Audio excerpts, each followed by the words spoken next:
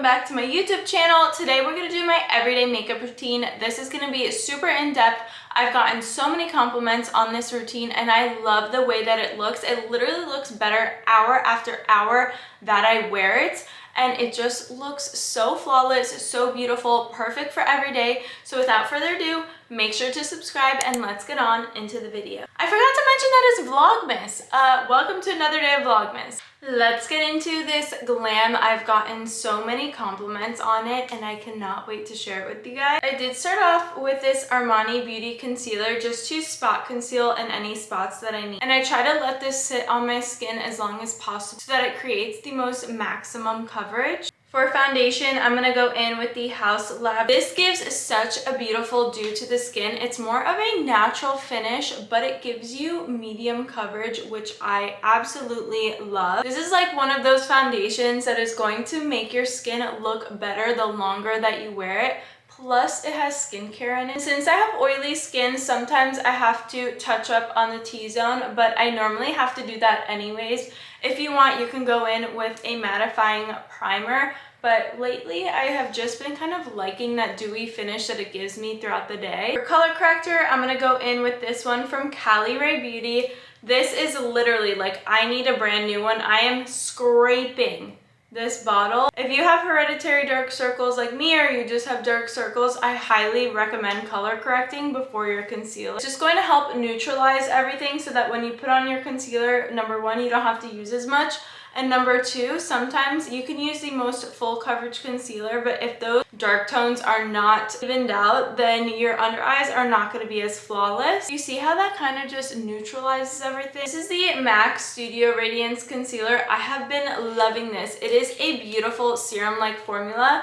I think anybody can use this, and especially dry skin and mature skin, you guys can definitely use this as well since it's more of like a serum and it is not drying whatsoever. The coverage is actually phenomenal on this product as well. It is so crazy because usually serum formulas are a little bit thinner, but MAC really did that with this formula. I always take the excess on my lid as well to color correct it. I'll usually go back in with my foundation brush and go in between the concealer and the foundation just to make sure there's no harsh lines. I've been loving two different cream bronzers. One's cream and one's liquid. I love both of these. It just kind of depends what vibe I'm going for that day. Today, I think I'm going to go in with the Rare Beauty. And this just sculpts the face, further bronze the face, and it just makes you look super snatched. Kind of the placement that I go for. If I'm like going out, I will definitely add more placements, but for everyday use, this is kind of just what I do. And when you blend everything out, you want to blend everything upwards. And make sure you blend into the hairline. Nothing's worse than having a blended face and then your hairline has no product. Then I'll take any of that extra product and just throw it around my nose. I haven't really been contouring my nose lately every day, but when I go out I do, and then throw some on the chin, throw some down here. For liquid blush, I'm going in with this one from Cali Ray Beauty.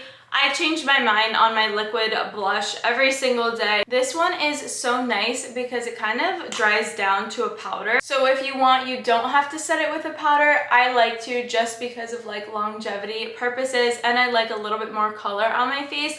But this is kind of like a two-in-one product. And I like to keep that higher up on the face and then bring the excess product closer to the apples of the cheek. For loose powder, I've been loving this one from Makeup Forever. And I just take it on a powder puff and really press that into the under eye area so that nothing creases or moves. This is such a really pretty formula because it's super lightweight, but it does have a little bit of a thickness to it. So it's definitely going to mattify but give you more of like a velvety finish. I do not think that it's like a drying formula whatsoever, and I really just want to make sure that I press that product in there and work it in so that nothing moves. And then I'll take that excess product, put that all over the lid. It's not fully blended yet, but trust the process. I've been loving this Tower 28 translucent powder to set the face. I used to use a pressed powder that has a little bit of a pigment to it. Sometimes I do, sometimes I don't. For a more everyday look, I like the translucent because it's not going to add any more coverage, but it's going to make sure that foundation and everything else is not going to move all day. For bronzer, I always go back to this one. This is the Shape Tape. I love this because it has a little bit of a glow to it, but the glow is not going to enhance any kind of texture. I feel like even if I'm breaking out on my cheeks, I can wear this product. So it's going to give you that bronze, it's going to set that cream bronzer, and it's also going to give you a little bit of a glow, which I feel like some glowy products give you more of like a natural lived-in look. So that's why I like it for everyday use. And then I'll always go back in with that bronzer and throw it in the crease and the lower lash line. Even if you don't want to wear eyeshadow, I recommend doing this because it's going to make the whole look cohesive versus just having like darkness around your face. So this is going to bring it kind of like all together, if that makes sense. For powder blush, I love the Kylie Cosmetics ones. I always switch out what I want to use, but lately I've been using this one. It gives you a velvety matte finish, so your cheeks are going to be nice and blurred with a little bit of color. I think that these blushes are so underrated, and I like to blend a little bit of the excess underneath the eyes so that it makes everything nice and seamless and cohesive. That is really what you need to focus on when you do your makeup. You want to make sure everything is kind of going all together. If it looks separate, then your makeup is just not going to look good. For highlighter, we have the Cookie Highlighter from Benefit. I haven't really been using highlighter on my face, but I do it on my nose and my Cupid's bow. Sometimes I'll just like diffuse it with my finger. I have a double setting spray routine. So the first one is the Makeup by Mario setting spray. Use this one to kind of melt all the powders together.